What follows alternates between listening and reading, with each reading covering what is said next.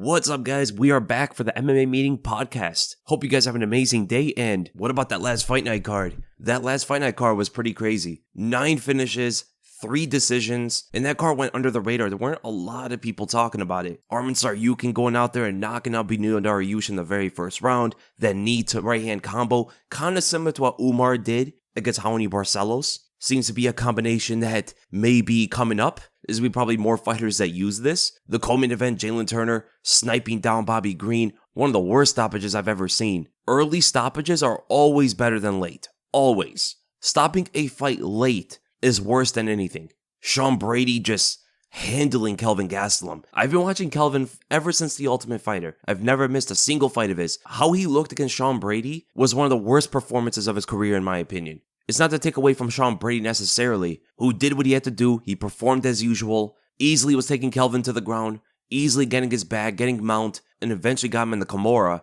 Kelvin had no resistance whatsoever. It's like he's never evolved ever since he first came up to middleweight. Kelvin was progressing his career in the welterweight division before he made that move up, but then ever since he came back up to middleweight and he fought Tim Kennedy, from then all the way till now, he has barely gotten better, man. He's still doing the exact same stuff as always, and his fight IQ still pretty low. I mean, we all remember what he did with Adesanya. He head kicked Adesanya, rocked him, and chose to try to take him to the ground. Against Sean Brady, in the beginning, he was letting his left hand go, but then after getting taken down, he was taking all the steam off his left hand. He was pulling away all of his punches. His setups were not great. Could barely defend a takedown, and even on the ground, he looked like Derek Lewis. He tried to just stand up with no technique at all. And this guy's supposed to be a good wrestler, at least credentially. On paper, Sean Brady was supposed to be a pretty good matchup for him. It looks like Kelvin's kind of over the hill at this point. So good performance by Sean Brady. It does make Belal Muhammad look better. And I think he should fight the winner of Ian Garry and Vicente Luque. Do you guys remember that Kelvin was supposed to fight Shavkat? After seeing what Sean Brady did to him,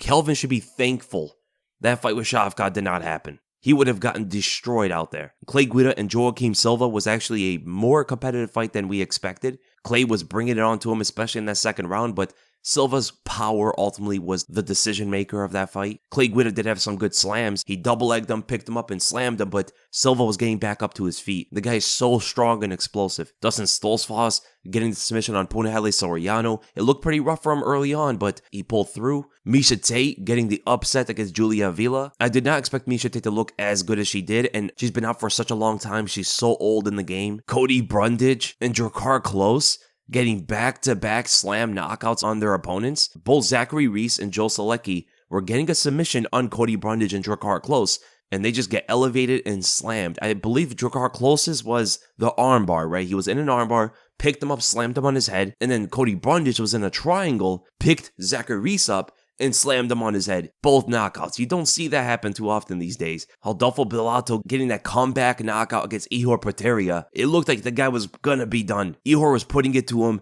The guy was busted up, and Bilato comes back, overpowers Potieria, and gets that finish, man, with ground and pound. Jared Gordon gets the comeback submission. This is the guy I did say if there was gonna be a big underdog to win, it was probably going to be Jared Gooden. I did not think through a submission like that. I thought he was going to overpower him if he was going to get some kind of win here. Veronica Hardy getting a good win against Jamie Lynn Horth. But the big fight I want to talk about was Deiveson Figueiredo beating Rob Font. Deiveson Figueiredo made his bantamweight debut in the UFC. He came up as a former champion, top-ranked fighter, went up against Rob Font, who's a good, credible bantamweight, and outright beat him every single round, I believe, right? I think the decision was 30-27. He was too powerful. I mean, he looks small, more short than anything. He's like 5'5". Rob Font's like 5'8". But he wasn't super wide compared to Rob Font either. But still, his power carried. Rob Font is chinny. He doesn't have the greatest chin, but he was getting cracked and hurt multiple times. I believe even a jab hurt him. He got some good single legs in there and moving around pretty quickly. The takeaway from that fight was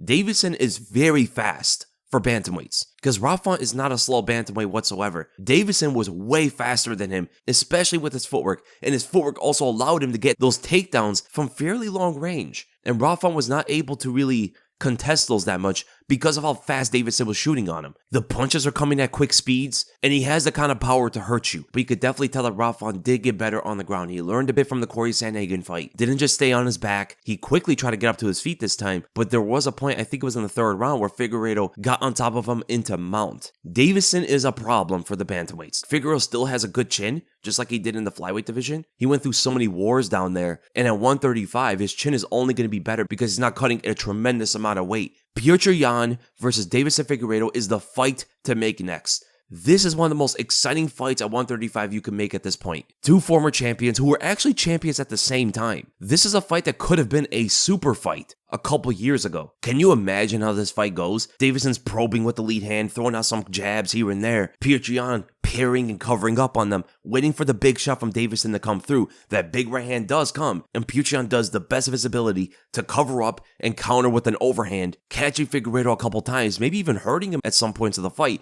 Deiveson comes back with leg kicks, going for the takedown just to throw off the striking exchanges and mix up the game a bit. They get back up to their feet as Petr Yan is able to explode. Then Deiveson times that right hand better, catches Petr Yan and hurts him. Petr Yan has to come back, covering up, looking for those big counter hooks. Comes back at Figueiredo with the shifting 1-2. I can expect an outright war between these two guys.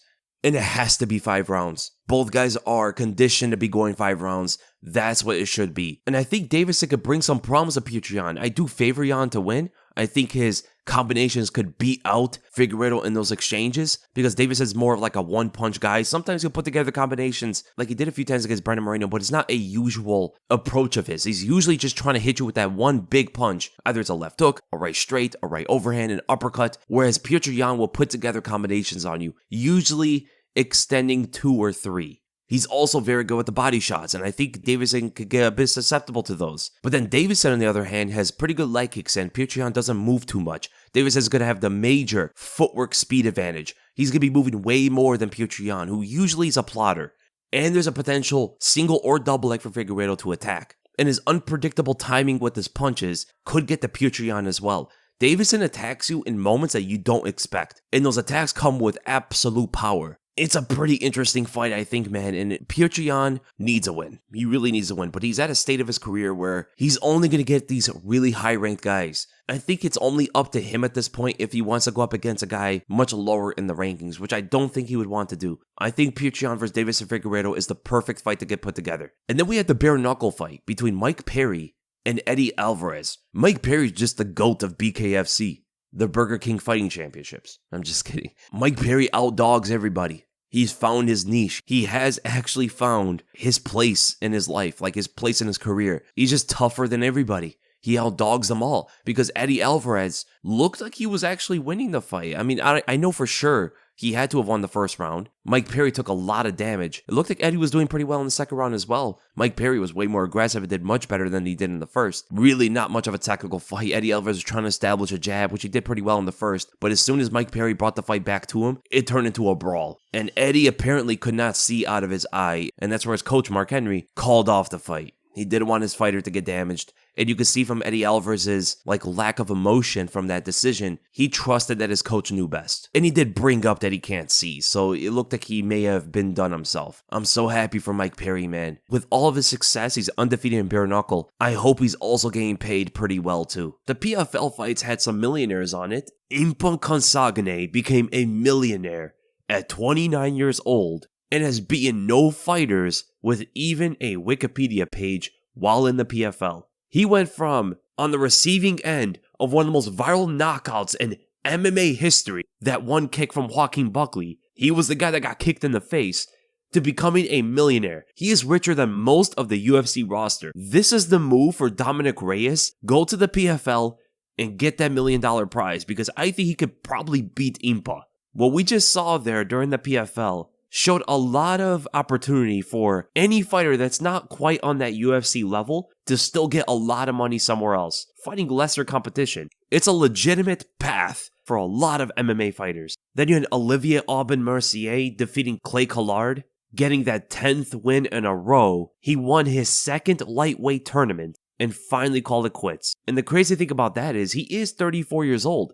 and nobody there seems to be on his level. He could have continued what he's doing, win more tournaments, become even richer and richer, but decided to retire, which tells me the guy's well off. This is the kind of stuff I love to see, man. Even guys like Olivier Aubin-Mercier, who's a good fighter, but not like top 5 in the world, right? Or like Impa, who isn't even probably top 10 in the world. These guys can become millionaires. This is the stuff that all of us fans want to see from these fighters. You got that massive heavyweight, Renan Ferreira, winning the heavyweight tournament, but he still did lose to Ante Delia, right? That loss is still on his record. He never avenged it. So right now it looks like he may be the 3rd or 4th best heavyweight in the PFL, depending when Ryan Bader competes up against their champion. And of course, number 1 is Francis Ngannou. But this guy's massive. He's 6'8", an 88-inch reach. He's athletic. He trains under Nogueira. Pretty decent on the ground. A very interesting force in the heavyweight division over there. Derek Brunson just dominating Ray Cooper. Magomed Karimov won the welterweight tournament. They got themselves a Habib, but this guy's also pretty decent on the stand-up as well. He has 2 wins over Sadi Bolsi and Chris Curtis. He's actually been doing a number on the Mandan squad. Both those guys training with Sean Strickland. Kayla Harrison doing her thing.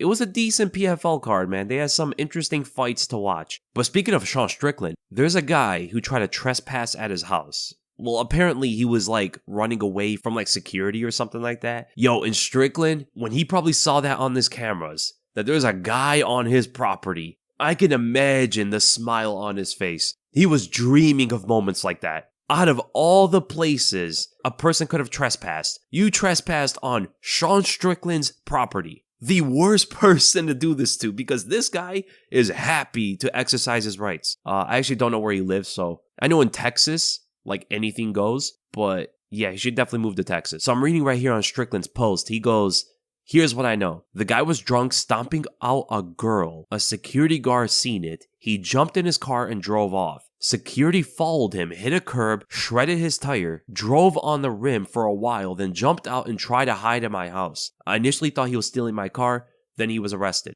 And Strickland pulled the gat on him, right to his face, enough distance for him to not be in too much danger. Like, this guy was ready. Strickland was absolutely ready. The guy walked into the street. It looked like Strickland may have pushed him and the guy fell to the ground and he's literally standing over him like it's in some sort of movie, you know what I'm saying? Barrel to the face, stance bladed to him, just like ready to pull it. That is absolutely insane. Speaking of the whole Ian Machado Garry situation, not going to talk about his whole relationship stuff. The whole relationship thing has been said now. Everybody knows about it. It was the big talking point of the whole week.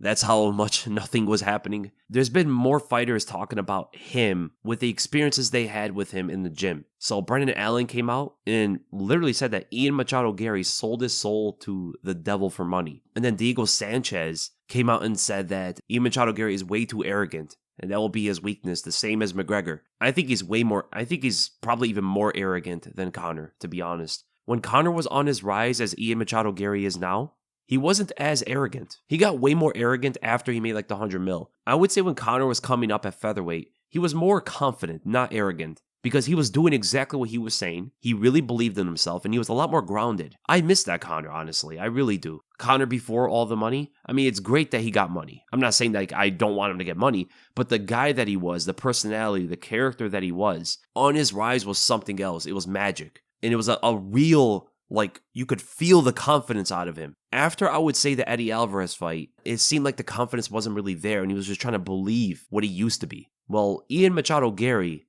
is showing a high level of arrogance, in my opinion. Yeah, so like his former training partners, man, they don't have a lot of good things to say about him. Leon Edwards said he got kicked out of more than one gym. People are posting like a blog that his wife has out there about how Ian Machado Garry is in public when they go to like some kind of place, let's say a restaurant or something, right? And he would be like very full of himself. He would have to understand how he can take out everybody at this restaurant before he can settle himself. It's like, relax, man. Nobody's trying to get you. Right? Nobody's trying to do anything to you. You're at a high level where you don't even need to think like that, right? If anything popped off in that place other than weapons, I mean, at that point, you can't do anything. It doesn't matter how much confidence you got in yourself. But when it comes to just hand to hand, you're all right, man. I don't think Francis Ngannou has to think about how he can KO everybody at Whole Foods before he could feel comfortable there. I think there was a quote about that. I forgot exactly who said it, but then Conor said something similar. And I think that's the only reason why Ian Machado Garry even mentions it, because Conor mentioned it before. I don't think Conor actually means it like that. I think it was more just saying it because this guy gets drunk at parties and stuff. You know what I'm saying? If you really believed in that, yo, if I walk into a room, I got to know how I could take out everybody just in case. You're not going to get drunk then because then you're not going to be able to take out everybody. Speaking of Dillon Danis, Dana talked about Dillon Danis. He's not taking it completely off the table, but he is kind of alluding to doubts of Dillon Danis signing with the UFC. In his words, he says every time he's around, something's going on. He's all about drama. He's always trying to stir something up. As much as people side with Dillon Danis on relationships and drama and all that stuff, nobody sides with him when it comes to fighting. Nobody. Who wants to see this guy fight after doing nothing against Logan in a boxing match? That was an embarrassing performance. Nobody expected him to win, but at least try to win, right? At least try it. Show a bit of your fighting spirit. He looked like a guy who's never fought before, who was just taking it for the money, which he probably was. He probably was that guy. Everybody believes you are going to lose regardless. You're an enormous underdog. But then he starts going in for guillotines and takedowns, trying to throw punches at security after the fight. He made it more of a circus than it already was and embarrassed himself beyond belief. I don't know why anybody would want to see this guy fight anywhere after something like that. You guys hear about Paddy Pimblett? The first thing I'm going to mention, I do agree with him. He says if he beats Tony Ferguson, he's not going to be ranked in the top 15. I agree with that because Bobby Green wasn't either. When Bobby beat and finished Tony, he wasn't ranked. But then he said after Tony, never good to look over your opponent. But he is. He's saying that after Tony, he is targeting Bobby Green for UFC 300. I mean, he has no option if he beats Tony. He's going to have to fight someone like that if he wins. Right, if he wins, because this is not a given for Paddy. I can see Tony beating him, even at this state of Tony. But going up against Bobby Green is a recipe for disaster. This guy's head's going to get taken off. You know what Bobby Green would most likely do to Paddy Pimblett? What could Paddy do to him? Take him down? With what wrestling? Bobby Green is a better wrestler. He's going to outstrike him? In what world? This guy got outstruck by Jared Gordon. Bobby Green has some respectable boxing. He's very fast, extremely methodical. His hands are always down as it is. How are you going to shoot takedowns on a guy whose hands are already at his hips? And you throw punches so wild, haymakers, how are you going to land those punches on someone like Bobby Green? It's not going to happen. But Paddy's in that position where if he beats Tony, he's going to fight Drew Dober or Bobby Green or Jalen Turner or Renato Moicano or someone like this. These are the opponents he's going to go up against. And all of these guys will make him their son. In the beginning, before the Jared Gordon fight, Paddy got a lot of the fan base to believe in his whole hype. But it was just because of the way he talks. And he's so brash and he has the hair. It was never really about his skill at all. I've known about Paddy Pimblett way back in the day. Like, I've watched this guy when he was young in Cage Warriors. I remember Ariel used to have him on his show regularly. And every time I saw him fight, I never thought anything of him. He had decent jiu-jitsu. He was going for flying triangles and stuff. But even back then, there was like a cult following of his that believed that he would be like some UFC champion, top fighter, all that stuff. And I never bought into it at all. Never. I thought if he was ever in the UFC, he could make it in like the top 15, maybe top 10, maybe. And nothing's changed. He hasn't gotten better. Watch his first fight against Luigi Vendramini, and then watch his last fight against Jared Gordon. He literally doesn't even look better in terms of his skills. He got the knockout in his debut. That was better, of course, but he's fighting a much lesser opponent than Jared Gordon. So he's going to get something like that. The better the opponent is, the more holes you're going to see out of him. His striking is still very sloppy. He hits hard. He's ferocious. He has high intensity. His jiu-jitsu is dangerous. He's very sneaky with those submissions. He's lethal with those submissions, but his wrestling is not there. His boxing skills not there. His kicking skills are not there. His pacing is not really there. His cage cutting is average. When Paddy Pimblett came to the UFC, I believe he was the most overhyped fighter since Ben Askren. Ben Askren was probably the most overhyped newcomer in UFC history. Him, or I would say Hector Lombard. Because with both Ben Askren and Hector Lombard, people honestly believed that these two guys would be champions. Like, really believed it. Now, there was something to go off on with Hector Lombard because he had good judo, very dangerous striking, but if you really look at his technique and not just the physicality, you were able to tell that he wasn't on that level. And middleweight wasn't really the strongest. So, like, there was a chance he could become a top fighter, but it was very overhyped. Ben Askren was the worst, I think, because of Rogan mostly. Building this guy up is like, oh, he might be the best welterweight in the world. What world is that? I've never understood that. Yeah, he ragdolled some guys in Bellator, but he was so insanely one-dimensional. In the welterweight division in those days, there was no way he was going to beat guys like Usman or Colby or Tyron Woodley or... I mean, look what an older Robbie Lawler did to him. in his UFC debut. I think that debut shut a lot of the talk about Ben Askren ever being a champion in the UFC. But Ben Askren was a big tool that was used by the UFC in order to promote their next fighters. Jorge Masvidal was the guy that was built off of Ben Askren's overhype. Because as soon as Jorge landed the most electrifying knockout in UFC history, flying knee to the dome on Ben Askren, you got one of the biggest stars ever. I mean, they sold over 1 million buys with him and Usman. They had a huge fight between him and Nate Diaz. Even the rematch with Usman was pretty big. I can imagine his Colby fight was big too. That was all off of the overhype that Ben Askren got. The UFC is very smart with knowing how to use their fighters these days. Now, there's never a deal you make that you don't get some kind of loss in. The loss that they did make was trading Demetrious Johnson. But the thing is, for business, Demetrious was never going to be that big. He never was. He was already around for so long. He got 11 title defenses in the UFC. He broke the record for title defenses in the UFC. That's how long he was around for. And people still didn't care about him. The guy broke the record that Anderson Silva, GSP, Jon Jones, all of these guys did not match. And still nobody cared about him. It's a shame. I was always a fan of Demetrious. I always thought he was fun to watch. And people try to say he was boring back then. When was Demetrious ever boring? I used to have arguments with my friends about this. I used to argue that Demetrious Johnson was more exciting to watch than Jon Jones.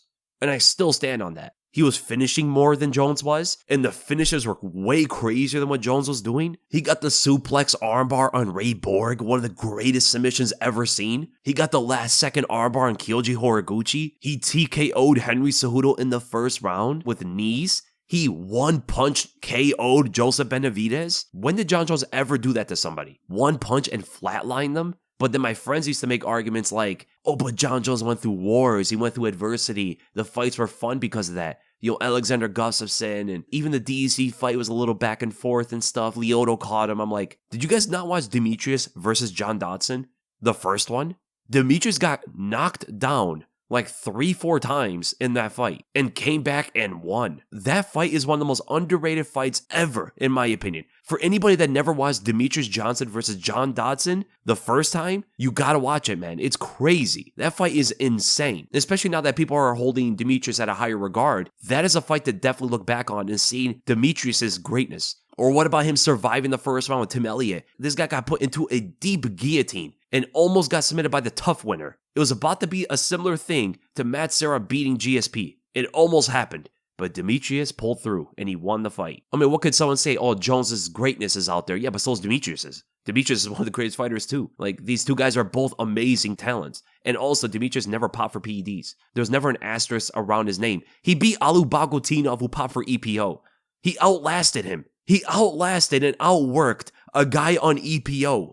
Yo, Demetrious is one of the most special fighters ever. The only reason people thought he was boring was because he's 5'3", which has nothing to do with how exciting you are. But okay, I understand if you don't like to watch small people fight. I completely understand that. I know people who think that heavyweights are the funnest to watch. They're the best fighters, essentially. Like, nobody's going to beat them in an actual fight. They're behemoths. They're titans clashing with each other. There's always going to be knockouts and stuff like that. So yeah, I understand that. But if you're a fan of skills and technique and who's actually like the best technical fighters, you got to look at guys like Demetrious Johnson, man. In other news, speaking of technical fighters, well, a technical striker in Michael Venom Page is rumored to be coming to the UFC. But now Kevin Holland came out and said that he was never offered a fight with Michael Venom Page, but he was kind of saying that he's not overlooking it. It looks like he will accept it if it comes his way. Well, now it seems like the red dots on that board means that the fight did not get put together and maybe not even get offered. Is just like a hypothetical right now. It's just like a thought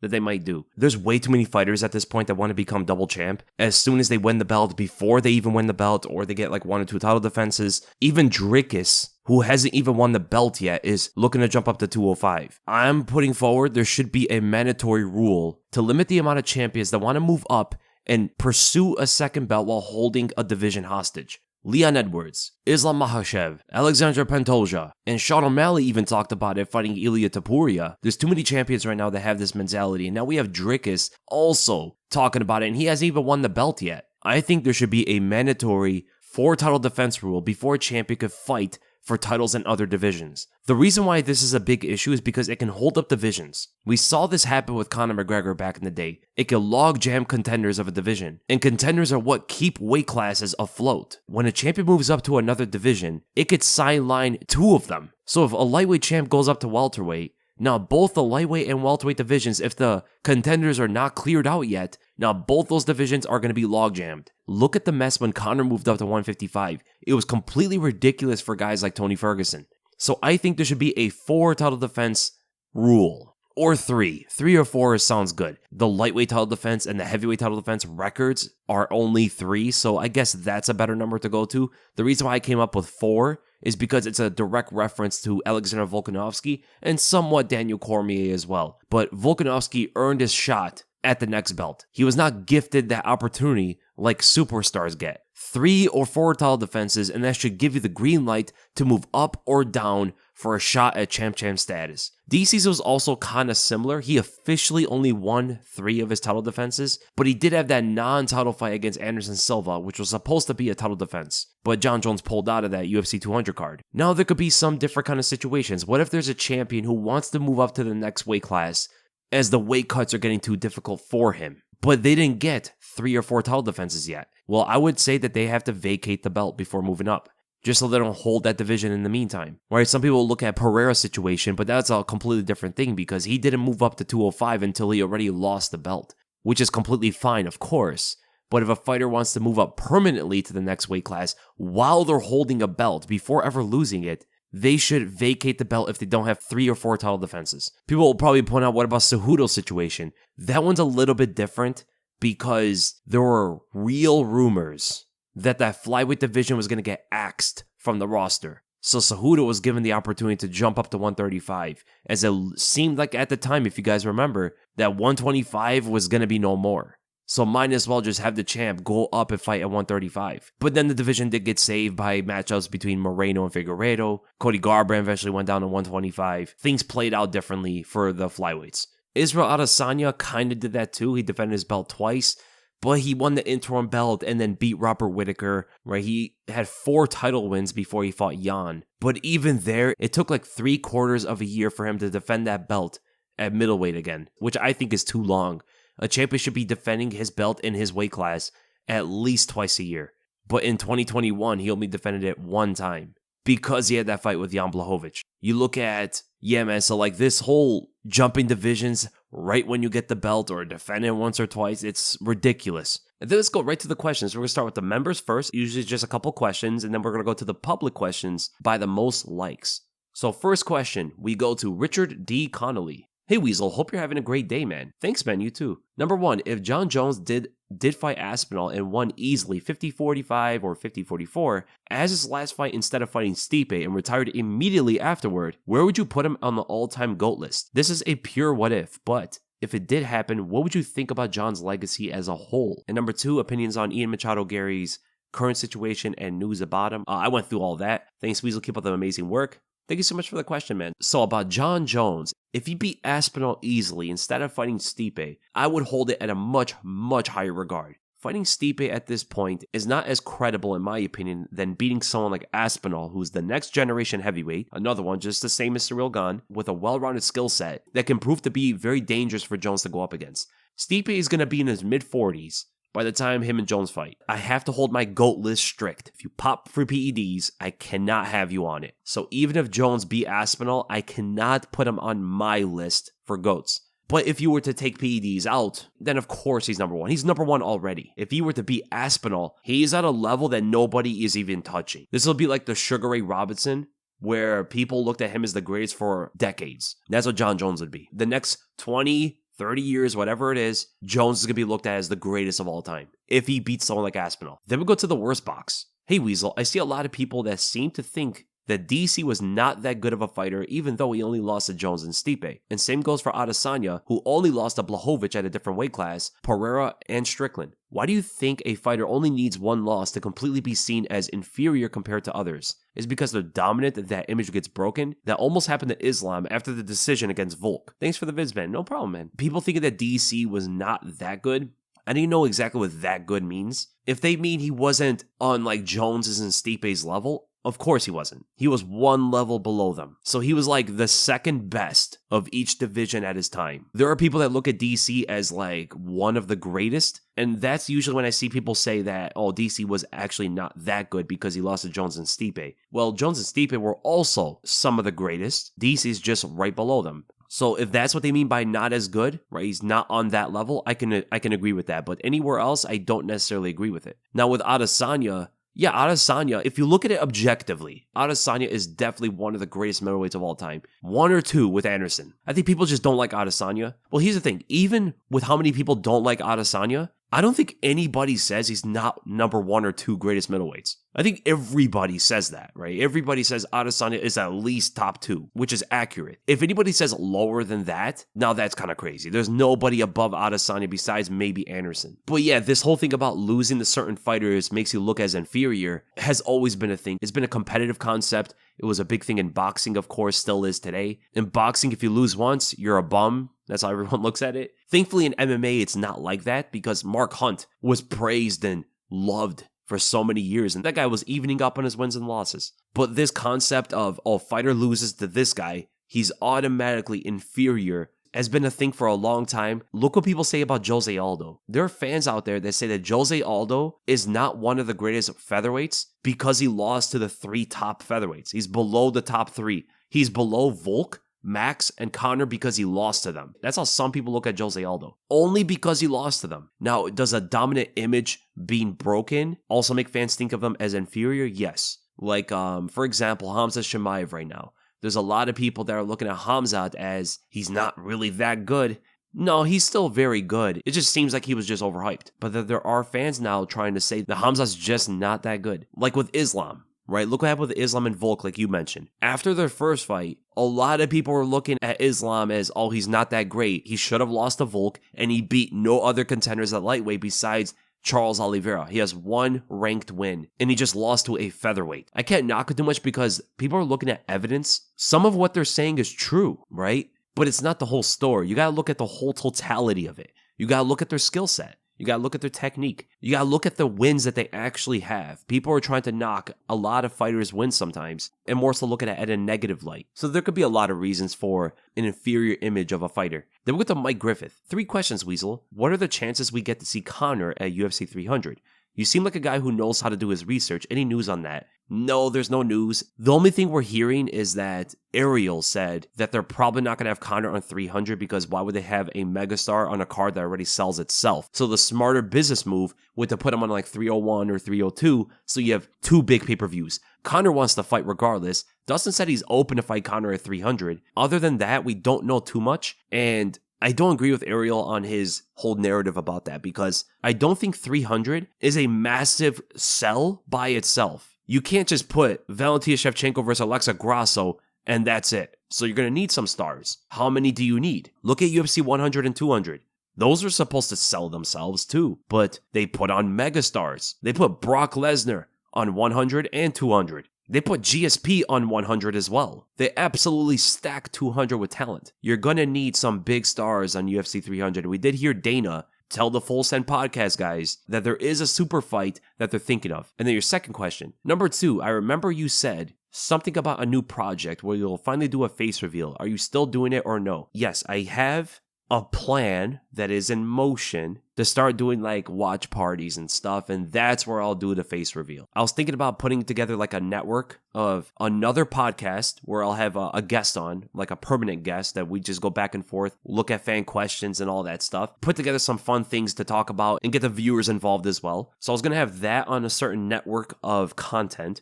The watch party every week. I was thinking about having 2 guests. And then the third thing I was going to have on there are the history podcasts. And I'm thinking about putting this all on the Patreon. This is what I'm thinking of because I want to do something with the Patreon or the membership. And these are going to be every single week. So a new podcast every week, the watch party every time there's UFC fights or big boxing fights, and then the history podcast every single week, which will also have 1 or 2 guests. So just for you guys to know, this is my plan for it. I was thinking about having these 3 lines of content on either the Patreon or the members. The only reason why I want to go to the Patreon more is because I don't want your guys' money to get gypped and sent to corporations instead. You know what I'm saying? So like Patreon, for example, they take 5% of your guys' monthly subscription. Members on YouTube takes 30%. And with the money you guys bring in with the subscription is going to up the quality of the show and all of that stuff. And your support for the channel, your support for the content, and the stuff you're paying for goes directly to what you're paying for, right? Instead of some big corporation that you don't want the money to go to. So that's my thought of this all. Maybe down the road, I'll do the face reveal for that other podcast and maybe the history podcast.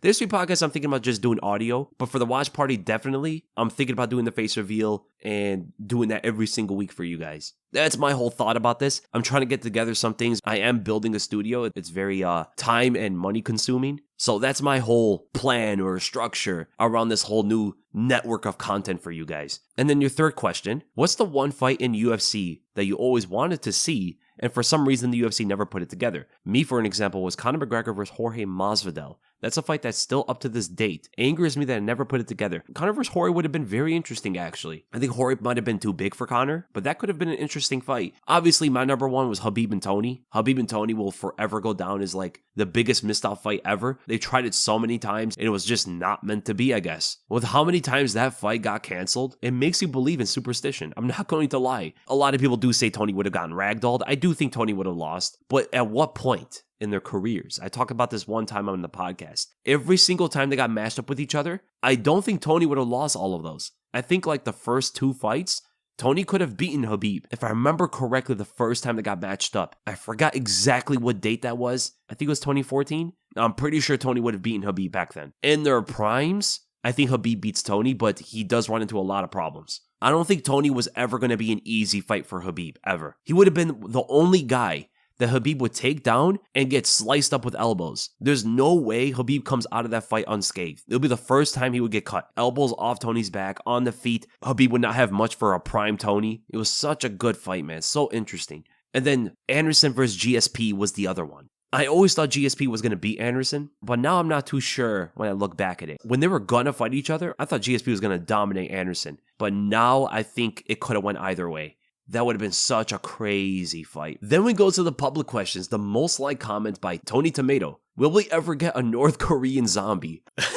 I hope one day, man. Imagine the kind of fighters that could come out of that country. Get them some good modern nutrition, get them to some crazy training regimen. Those guys are going to come out there after Bruce Banner got hit with radiation. Then we go to Mindstorm. If you could construct a main card that had your personal favorite matchups of current or past fighters, what would that card look like? Matchups that really intrigue you stylistically or you think would be awesome chess matches. Keep up the great content, man. Thank you so much. I do get asked this question every now and then. Matchups probably change every time. If I could put up a matchup of current or past fighters on a 5-fight main card, Khabib vs. Tony main event, DC vs. Fedor. I always say this one every time I get asked this question. Yoel Romero versus Johnny Walker. They would break the record for most flying knees in a fight. That fight would be more airborne than on the ground. Jon Jones versus Francis Ngannou. Then 145 prime Conor McGregor versus Alexander Volkanovski. You guys can reply like your answers to some of these questions too. So this guy, Omari Kisi, his main card would look like Jones versus Ngannou, GSP versus Khabib at welterweight, both in their prime. That's actually a very good fight. I just don't think it would be super exciting. But if you're a fan of grappling, man, 2019 Holloway versus 2019 Gaethje, that's a decent fight. I guess it's more competitive than if they fought now, because that was Gaethje when he was an absolute barbarian. I could actually see Holloway outlasting him, to be honest. Gaethje did not pace himself at all back then. That was the whole time where he had the narrative that he had no cardio. Colby versus Hamzat at welterweight, that's a great fight. DDP versus 2019 Romero. Yo, that fight's crazy. This is an amazing card. Next question, we go to Pluto Rambo. Could you talk about O'Malley versus Topuria at featherweight, dynamics of the matchup, etc.? With Topuria having a crack at the title soon and all the double champ talk going around, I think this is a serious matchup down the line. Thanks, Weasel. Interesting question here. So O'Malley versus Topuria. Topuria's only problem is crossing the distance in this fight. But he's got good leg kicks and he has a good shot. He's going to be heavier than O'Malley. I can only imagine he's like 10 to 15 pounds heavier. So the takedowns are going to be a lot harder for O'Malley to stuff. And I think Topuria does get him to the ground. And if he does get him to the ground, I think he pulverizes him and submits him. On the stand-up though, crossing the distance to get to that close range where he can mix up well his pocket boxing with his takedowns, that's where O'Malley can shine that laser and snipe him with the right hand. He also could throw head kicks in neutral, right? Just like the tall Jai Herbert caught Topuria with a head kick O'Malley could do something similar with many different angles for those, right? You could throw the spinning kicks and all that stuff. So Topuria is going to be in a pickle, man, in distance. So I think if Topuria does not find a way to get in on O'Malley and lingers out at long range too long, he will get knocked out. But if he does step in and get by that one line of fire, that one right hand from O'Malley, if he could defend it and get in, O'Malley is done for, in my opinion. Topuria's boxing in the pocket is way too dangerous. It's way too dangerous. He has openings on himself. He has that left hook opening, just like Josh Emmett was catching him, right? He's got stuff like that. Sometimes he won't check leg kicks from distance too, so that's something O'Malley can work on, which will take away a lot of the speed and the footwork to get in on him, making it even more dangerous for Topuria. But I do think the body shots, especially on O'Malley's, let's be honest, he doesn't look like he could take a lot of body shots, man. Especially from a guy like this. I think Topuria could put him down with a liver shot, 100%. He gets in there, throws the body left hook, right overhand to his taller opponent. He could put O'Malley down and finishes him on the ground. And the takedowns just throw everything on its head for O'Malley. Like, I think Topuria definitely wins in this fight, but I do not count out the path of victory that O'Malley has from range. Then we'll go to Gurmar Klar. One of the main complaints of Islam Makhachev was that he didn't fight good competition before getting a title shot. But looking back at a lot of his wins, seem to be aging quite well. Drew Dober, Bobby Green, Dan Hooker are all on win streaks, and Tsarukyan is looked at as a future champion. Would you agree that a lot of Islam's wins pre-title shot have aged well? Love the videos as always, bro. Thank you so much, man. And yeah, it's not even like up for debate. His wins are looking better as the guys that he beat very soundly and easily are doing better. Hooker, though, is not where he used to be, right? I think at one point he was like top 5, right? So he's not at his peak anymore. But all three of those guys are doing very well right now. And Tsarukyan, if he gets past Dariush, that win is going to look amazing. Now, people will say it was Arman when he was young making his UFC debut, which is a fact, right? That is true. But he still beat Arman. Arman's a great fighter. Arman's going to be looked at as an amazing fighter if he gets past Dariush. So here's the objective take on Islam Makhachev. Before Charles Oliveira, it is fact that he did not fight A-level fighters. Besides potentially Arman Tsarukyan. Potentially. He fought a lot of B-level fighters though. So he didn't fight great fighters before Charles Oliveira. But he fought a load of good fighters. A load of them. Actually, most of them are good. Dan Hooker, Thiago Moises, Drew Dober, Davi Ramos, Arman Tsarukyan, even Nick Lentz, not too bad. Those guys are all deemed as, in my opinion, like B-level good fighters. These are not bad competition whatsoever. Even Nick Lentz, not too bad, you know? There are a lot of fans like picking out on his resume that he just beat nobody. That's not true. There's levels to competition. Yeah, he didn't beat the guys that Charles Oliveira did, right? He didn't beat the guys that Volkanovski did. You know, Volkanovski beat literally like A-S tier level fighters to become a champion, right? Everybody has a different path. Now, the thing with Islam is he just didn't beat top-ranked guys. That's the only thing. And usually that's supposed to be the criteria to get a title shot, right? You're supposed to be top 5, top 7 multiple times. But he never did that. He was beating the lower end of the top 15 and guys outside the top 15. And it was going to be about time his competition are going to rise to the occasion. Hooker, Green, and Dober especially are all doing pretty well right now. Then we go to Conor. Hey Weasel, with the PFL buying Bellator and announcing they're going to do a champion versus champion event, do you feel there are any champions outside the UFC that could beat their UFC counterpart? Yes. I think Vadim Nemkov could beat Alex Pereira. Could. Not for certain, but I think Johnny Eblin could beat Sean Strickland. Could. Who's the Bellator middleweight champion. I think Patchy Mix has the best chance out of all of them to beat Sean O'Malley. In fact, I wouldn't even be surprised if he's the favorite if they were to get matched up. And I think Usman Nurmagomedov has a chance to beat Islam, but I don't see it happening. The path is there for him to do it, though. None of the PFL champs beat the heavyweight champs until Francis Ngannou gets that belt. Then we get to Core. Hey Weasel, what made you really make the decision to not pursuing your MMA career? I'm not sure of your physical stats, but with the knowledge you have on fighting, I would like to think you would have made it to a high level. Love your breakdowns and keep up the good work. Thank you so much, man. There are multiple reasons, of course, but the main one was about the whole injuries. Like the last couple years of trading, I saw some guys go through some pretty bad injuries and completely put them on the shelf for a while. Some guys had concussions and they came back talking about, you know, that they might not be able to fight anymore and stuff. I'm like, fighting is probably not worth it, man. I can imagine, like, if I got an ACL tear, right? If I got a Tom Aspinall injury or what happened to Yuri Prohaska and I'm out for a year or two and before I'm in the UFC, let's say, right? This is before, let's say I establish myself as some champion or whatever that I would like to think in my own head. I don't know if I would continue after that. It's such a long time off. I only see myself after getting some big injury moving on to something else. So injuries and being sidelined are the biggest things, man. It's scary. The kind of injuries you can get to and how long you could be off for that. An ACL tear, you're out easily for a year. Head trauma, big concussions and stuff like that. The thing that drove me to want to pursue a fighting career was to perform and be the best in the world. That was all I had in my head for so many years. Ever since I was like 18 years old, the only thing in my head, day in and day out, I am not exaggerating, every single day, I would visualize myself performing in front of a crowd to the best of my athletic and fighting ability, and one day proving myself to be the best in the world without a doubt. That was my whole goal every single day. I used to go through weight cuts just to feel it out. I used to do some crazy stuff. I used to go out for miles of runs in the cold Midwest winter. I used to do some crazy stuff. I got down to 155 walking around, which now I look back probably wasn't the healthiest thing. I naturally walk around in the 180s. I've never been as dedicated to something in my life than I was to pursue MMA for those few years. And honestly, I get the feeling to want to do it again. I get the feeling to want to get back in the gym and pursue it because it honestly is tough, man. It's very tough to let something like that go. I've been trained since I was a little kid. My dad put me in martial arts when I was like 4 years old. I went through Taekwondo. I went through boxing. I did a little bit of kickboxing here and there. I went through a whole MMA gym for years, getting punched in the face and all of that. I've been trained for such a long time, and just letting go of all of it, in terms of like pursuing an actual fighting career, is very tough. I can't imagine the fighters that actually make it to the top of the UFC. They're champions. They finally realized their dream. They reached that potential. They actually went to the place that they dreamt about. They visualized for so many years, shadow boxing in the dark and stuff. I can relate that to Conor McGregor. I used to do stuff like that too before I ever heard Conor talk about it. This is why I said Conor McGregor in the octagon and how he used to talk about his style in the cage and all of that.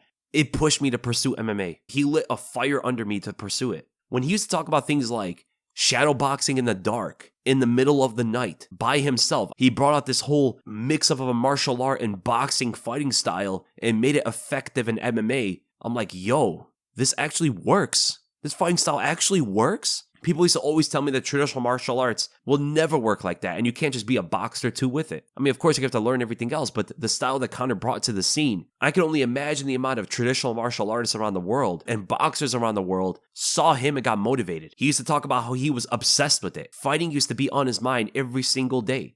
I've never related more to a fighter when it came to the fighting side of a sport than Conor McGregor. I've never related to someone like that. And not just me, I can imagine so many other people too. It's tough to let it all go, man. And sometimes I do think about doing like this YouTube boxing stuff just to get in there, just want to pursue it again, get into that competition mindset again. And honestly, now that I'm thinking about it, I would love to do it. I would love to get into some of these YouTube boxing matches or whatever it is. I see these guys box, man, and I am 100% for certain I could get through most of these guys. I would also love to try my hand at helping and coaching a fighter or something like that. That would be cool too. Then we go to Main G Mutts. Hey Weasel, I'm finally attending my first event in Toronto for UFC 297. Can you help me with a few tips that will help make the experience the best it can be? I need the Weasel approved UFC live event starter pack. Thanks, bro.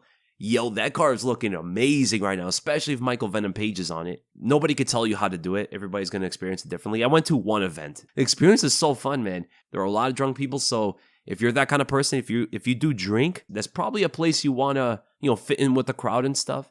Don't get into fights, though. Don't get into fights. There's probably going to be one there. The one I went to, there were multiple fights in the crowd. And just be respectful, have fun, see your favorite fighters, maybe get a little bit of a buzz, whatever it is, and just forget about everything else. Just that event right there, that right there is your life at that point. You're there to experience it and appreciate it fully. I'm going to say right now, it's extremely loud. It sounds kind of loud from home. It is deafening in the arena. It is so incredibly loud, man. I was not ready for that. It sounded like a rock concert in there. In the arena I went to, it wasn't even full either. Then we get to Dre Johnson. I remember a few years back, before Jose Aldo dropped all the way down to 135, people were saying he should move up to 155. How do you think he would have done at lightweight? I think he might have done all right if he did it properly and took time to get his body slightly bigger or stronger. During that time, you had like Pettis and Benson and RDA and Habib was coming up and stuff. Jose Aldo would have been small. Because yes, I do also remember nobody talked about him going down to 135. The only move people were talking about was him going up to 155. And there were talks about him fighting Pettis, but the weight was being argued upon, 145, 155, and then ultimately they were going to do it at 145. How would he have done at lightweight? He could have beat some guys here and there. He could have beaten Anthony Pettis. I don't think he would have beaten Benson. I don't think he beats RDA. I do not think he beats Khabib. Those guys are way too big for Jose Aldo. They'll go to the next question. Hey Weasel, love your vids. I was wondering if Aspinall would fight Stipe. How would you see that play out? And if the winner would then fight Jon to unify the belts, how would you see that going? I personally think Aspinall would beat both, but the fight against Jon is a pick'em for me. Yeah, I agree with you.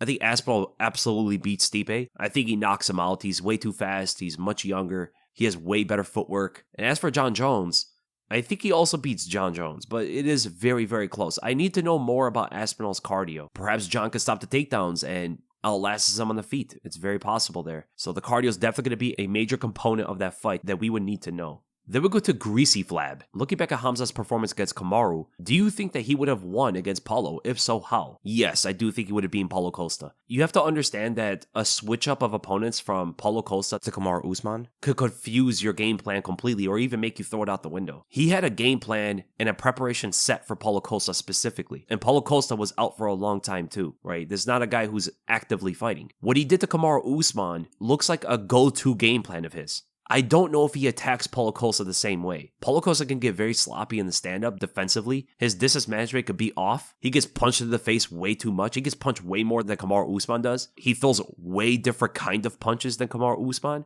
Right, Usman's more about the straight punches. Paulo Costa's way more about looping shots, which I think is going to be harder to catch someone like Hamzat, who doesn't move his head as much, where Hamzat will cover up and move away. This is much better against a guy who throws haymakers like Paulo Costa does, compared to defending straight, precise punches like Kamaru Usman throws. Usman also has a major reach advantage over Paulo Costa, where Costa's reach is only 72 inches. Usman is like 76, 77. So Costa would actually have to get in closer to punch Hamzat than Usman had to. Now the thing about Costa is he could probably stuff the takedowns. Maybe. I don't even think he stuffs all the takedowns. I think he gets taken down as well. But the size difference could play a factor in Hamzat gassing out even more. But I ultimately do think that Hamzat would have beaten Costa as well. Then we go to Waze Katter. Between kickboxing and Muay Thai, which do you think is a better base for MMA and why? Kickboxing and Muay Thai are not one uniform thing. Kickboxing especially varies across wherever you learn it. Kickboxing can look like what Alex Pereira does, or it can look like what Wonderboy does. Very, very different things. And Muay Thai is not as varied in my opinion, but it does have different sects as well. Fundamentally, Muay Thai is supposed to be a better base for MMA because it actually has a form of grappling that is more layered than the forms of kickboxing, right? You have the Thai clinch, trips in there, and all that stuff. You learn a bunch of clinch work from Muay Thai that translates to MMA very well. You have a mastery of elbows and knees in there. The only thing about Muay Thai is you cannot be as plotting and giving up your hips to a potential wrestler, right? Kickboxing depends on where you learn it. You could be a lot more mobile, bladed stance, and all of that. You do see it in Muay Thai too sometimes. Just depends where you're learning it, but you do see that kind of stance and footwork in kickboxing a lot more generally. And that kind of footwork is much better for MMA in my opinion than what Muay Thai brings. So there's different elements from kickboxing to Muay Thai that's better for MMA than the other, but I would say there's more you could bring out of Muay Thai to work in MMA than kickboxing. Then we go to Wolf. Hey Weasel, after seeing how well Pereira crossed over from kickboxing to MMA, how many more kickboxers do you think will see successfully transition? Or how well could you see Muay Thai stars crossing over? Since they get so much experience from a young age, how well do you think they could do given they train takedown defense and reach a decent level? They can all transition well. I would say the Muay Thai stars have a better chance of crossing over successfully. They do get into fights and stuff younger, that's a good point. But like I talk about with the other question, they learn so many different things that crosses over to MMA naturally. They just gotta learn how to change their stance a bit. The same is gonna be between both fighters about takedown defense. Now, the kickboxers who move a lot more, they have more of a karate base, they're probably gonna be naturally better at stopping a shot from, let's say, a freestyle wrestler because of their footwork first, right? Footwork is the first phase of takedown defense. In Muay Thai, not everybody, there's guys that definitely move around, but there are a load of Muay Thai fighters who stand right in front of you. And that would need to be taught out of most of them. There's very few amount of Muay Thai guys, I think, that could develop the takedown defense while standing in front of his opponent, like let's say Jose Aldo did, right? Jose Aldo wasn't too much of a mover, but he had insane takedown defense. There's only going to be a special amount of those guys that are going to be able to do something like that. But now that we see high high-level kickboxers cross over, like Pereira, like Adesanya, like Wonderboy, like Michael Venom Page, you know? These guys all crossed over and did well. We haven't seen too many of like Muay Thai top-level stars do the same thing yet. And I think until we see, let's say, a Rodtang, because he's very young, let's say he crosses over and he has success in MMA, that's going to get a lot more Muay Thai fighters to do it as well. Now, I'm not knowledgeable on how much Muay Thai fighters make. I know they fight like every week. What's the money look like for them? Is there an incentive for them to cross over to MMA? That I don't know. The fact that we don't see them do it tells me that they make enough money in what they do. Then we go to Brandon. Hey Weasel, as a fellow psychology major, I am curious on what made you decide to go to school for that, and do you have any intentions on pursuing a career in that field? Thanks for the content. Keep it up, my dude. Thank you so much, man. A fellow psychology major. It's actually a very common degree to get. I don't have any intentions on pursuing a career in psychology. When I was in school, I was thinking about becoming like a therapist or like a life counselor or for jobs or something like that. That was more what I was thinking about doing. Not something like getting my PhD and getting into psychiatry, you know, doing stuff like that. That's a little too much. I have so much respect for those psychiatrists, man. The work they go through is insane. But what made me go into psychology? Honestly, I took a class which was a prereq and I just loved it. And it made sense. I was very good at it. So I changed my major a few times. I wanted to get my PharmD to become a pharmacist. And I only did that because I didn't know what else I wanted to be. I chose that major in high school. My mom wanted me to do something in college, as I was the first person in my family to go to college. I didn't really know what to go for. So I, picked a PharmD, going through my prereq, and then I worked as a pharmacy technician. And it was the worst job I've ever had. I'm not too great with customer service, man. I'm not good at, lying to people's faces and stuff. I'm not good at faking a smile. I hate putting up with disrespectful people. It was horrible. I could never fake my attitude. I look at my coworkers and these guys are like putting on smiley faces, acting all nice. And then after the customer checks out, these guys are like cussing out the customer, making fun of that guy in the aisle over there and stuff. I'm like, yo, what is this place I'm working at? This is the fakest bunch of people I've ever worked with. So I quit pharmacy technician after 2 weeks. Yes, I only worked for 2 weeks. And then I changed my major to math. I've always been extremely good at math. Very good. Ever since I was a little kid, I was taking all these calculus classes and stuff. Very easy. And I do want to go back and finish that degree. I'm almost done with it. I have to take like a couple more classes and I get a math degree as well. But I took a psychology class. So there's a bunch of prereq classes, like theater was actually very fun. Language classes, of course, all that stuff. It's a complete scam that they make you have to take these classes for a degree. It's their way to make money. It's a business, of course. The education system makes money off of you by giving you these random worthless classes that you'll never use in your life. Why do I need to learn how plays work in a theater to become a doctor? Like, why do I have to learn this? Well, each semester, that's how they make money off you. But when I took a psychology class, it really piqued my interest. And I took another one and I just decided, I'm just going to go to psychology, man. This is fun. I like it. It's very interesting. Learning about the brain, learning about behavior. That's the reason why I majored in psychology. Here's a psychology trick for you guys. It works on women more because of how different the men and women naturally use their brains. So try this trick on any woman in your life. Your mom, your sister, your girlfriend, wife. Draw on a piece of paper an image of unfolded dice. So like if you were to make a paper die, the one you roll with the numbers, if you were to unfold that piece of paper and how it lays out flat, draw out that flat image. Then ask the girl when you show them this, what shape does this make if I were to fold this at the lines? It is much harder for women to understand what shape that makes. This is what we were taught in Psychology 101 actually, and the professor went through everybody in the classroom. Some of the women did get it, but all the men got it. Right? We all understood it immediately when we saw the picture. Where even the girls that did get it, it still took them a little bit of time to understand what shape it made. Some of them had to really think about it. It's actually pretty interesting. They went to Levi. Hey Weasel, who ranks higher in all-time ranking? Izzy or Poatan? Izzy, of course. He has all those title defenses, and he beat some great fighters along the way, like Romero, he beat Costa, he beat Pereira once, he beat Whitaker twice, Vittori twice. Like, he has a very good resume. Poatan, if he gets some title defenses, he could be up there, but in terms of like combat sports career, it's Poatan, for sure. In MMA, it's Adesanya. History with the Weasel. Where do I want to go with this one? I could talk about Baldwin IV. That's an interesting historic figure I've been researching more recently. The Leper King, they made a movie about him. Insane leader for his age. I mean, the guy died in his mid-20s, and he was defeating Saladin of the Ayyubid dynasty. Saladin captured Jerusalem. I don't know if this is actually a good time to talk about this. Okay, but he did take L's against Baldwin IV. I think, if I remember correctly, they battled 4 times. And Baldwin IV, during one of those, was 16 years old with severe leprosy. He was completely outnumbered and sent Saladin and his massive army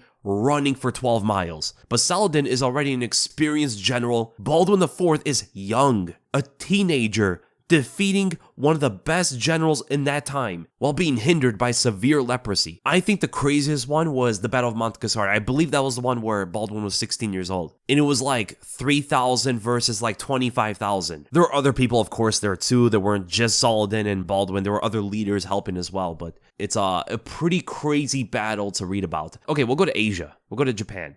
The most interesting time during Japan's history, in my opinion, was the Edo period. You had some of the greatest samurais ever in Japanese history. Miyamoto Musashi was during the time as well. He fought in a couple battles. He was only really a great duelist. He was undefeated, I believe, over 60 wins and 0 losses. He did participate in a couple battles like the Battle of Sekigahara, which was one of the biggest battles during the Edo period between Mitsunari and Ieyasu. It's actually quite a shame after Oda Nobunaga died, who a lot of people do look at him as some evil figure, and the 2 great generals under him, Toyotomi Hideyoshi, Tokugawa Ieyasu, both guys under him who swore loyalty to him. After he passed away, they went to battle after battle with each other. It's crazy how power can cause people to go to battle with each other. But there is word that Musashi did participate in that battle. I didn't see any evidence that he was actually there, but the only evidence there is about Musashi in battle that I've seen was during the Shimabara Rebellion. But all the battles that he participated in actual warfare, he was never really known to be like a great soldier or something. He was mainly a great duelist. So this is why when people say that Miyamoto Musashi is the greatest samurai ever, I wouldn't say he's the greatest samurai. I would say he's the greatest duelist. On the battlefield, Honda Tadakatsu and Tachibana Muneshige, in my opinion, as well as Toyotomi Hideyoshi's opinion, were the 2 greatest samurais of their time. When it came to actual battle, Muneshige was of the West, Tadakatsu was of the East. I'm going to side with Hideyoshi on this opinion. That's what he says about the whole thing. He says those are the 2 greatest. Muneshige is from the West, Tadakatsu is from the East. These are the 2 titans of Japan. A lot more is known of Tadakatsu though, not as much about Muneshige. There is rumors, right? So a lot of these warriors back in the day had a lot of legends about them that may or may not be true. The big one about Honda Tadakatsu, I don't know if like the car brand Honda is named after him, but the legend about him during battle was he has never ever been injured. Not even once. Not even in the battles that they lost. He used to fight under Tokugawa Ieyasu. He was like one of his main top generals. Never suffered a single injury in battle, whereas Musashi did. This guy was so feared that when he was stationed to defend the Kamaki Castle, he was attacked by Toyotomi's army that outnumbered him like 50 to 1.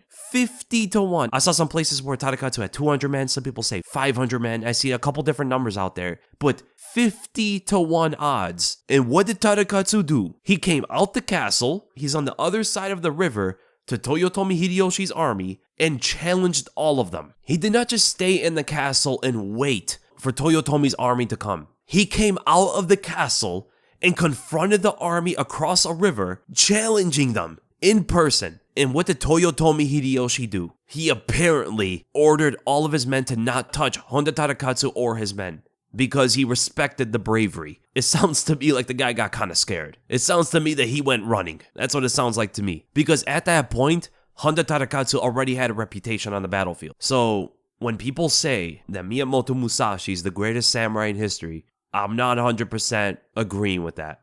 He's the best duelist. He would beat Honda Tadakatsu and Tachibana Muneshige in a duel. I wouldn't doubt that. But in a battle with hundreds of men? Absolutely not. During that time, you also had the famous ninja that all these movies are referencing, Hattori Hanzo. He was also under Tokugawa Ieyasu's army, fought alongside Tadakatsu. He didn't live as long though. He died before Tadakatsu did, of course. Tadakatsu never got injured in battle. Hanzo got burned alive by his rival Fumakotaro. He was actually looked at as some sort of bodyguard for Ieyasu, right? He led him away from Mitsuhide's attack. He defended him with his group of other ninjas. There's a whole thing about Hanzo. The most popular rumor was that Hanzo was lured in and tricked by a pirate Fumakotaro. And there's a lot of stories about this guy. There's a lot of folklore about Fumakotaro. They think he was some sort of oni or a demon.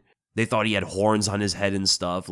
They thought a lot of crazy stuff about this guy. Some said that he was a ninja, but he was actually a pirate. They used to believe that he was a 7-foot tall demon. But yeah, the most popular thing about Hanzo's passing was that he got lured in and set on fire by Fumakotaro. Because of this, he was executed by Tokugawa's police force. Yeah, dude, the Sengoku era in Japanese history is actually some of the most interesting stuff to read about. So many cool warriors, different kind of personalities. That's during the time I think where muskets were becoming a big thing over there. I first got interested in the Sengoku era because when I was a kid, I used to play the Samurai Warrior games and the Dynasty Warrior games way back in the day. A lot of story in those games is not true. When you actually read about what happened during that period, I think it's way crazier. I don't know why they didn't just tell the whole story about all of it. I understand if you guys remember the Dynasty Warriors games, most of that stuff is fantasy. Most of that stuff did not happen as the games depict. Apparently Lu Bu, for an example, right? Lu Bu wasn't even known as the most fearsome warrior during the Three Kingdoms period and the Jin Dynasty. He was known as an excellent archer and he was good on horseback. How they pictured him in the games and the romance of the Three Kingdoms is crazy. He's some sort of legendary idol, you know what I'm saying? But Guan Yu was the real guy of that time. So was Cao Ren. So was Zhang Liao, so was Zhang Fei, and then during the Jin Dynasty, Wen Yang just took it to a whole different level. That guy was a menace. And that's ultimately the end of the podcast, guys. I hope you guys enjoyed it, and if you did, make sure to give this a like, make sure to subscribe, hit the bell for notifications, and I'll see you guys in the next video.